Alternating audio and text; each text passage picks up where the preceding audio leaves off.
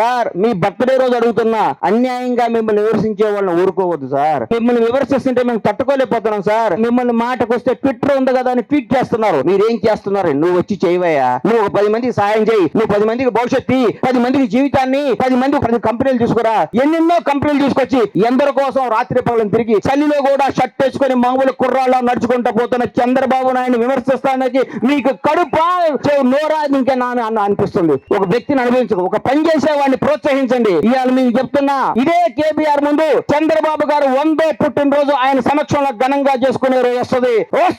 రాబోయే 25 ఏళ్ల పాటు అమరావతిని అద్భుతంగా చేసి తెలుగు ప్రజలకు ఎక్కడికో భవిష్యత్తుని కల్పించి తెలుగు వాళ్ళందరూ ప్రపంచంలో మేమున్నా తెలుగు పీపుల్ గర్వంగా చెప్పుకునే స్థాయికి తీసుకెళ్లే సమర్థగల నాయకుడు చంద్రబాబు నాయుడు గారు. ఈ రోజు మంత్రులు, ముఖ్యమంత్రులు ఎంతో మంది తయారు చేసిన ఫ్యాక్టరీ, చంద్రన్న ఫ్యాక్టరీ నుంచి వచ్చిన యువకులారా, రాజకీయ నాయకులారా, అధికారులారా, ఆఫీసర్లారా, ఎంతో మంది ఐటీ ఉద్యోగులారా, ఒక్కసారి సార్ని విమర్శించే ముందు గుడ్డి మీద చేసుకోండి. మనకేమైనా చేశాడా?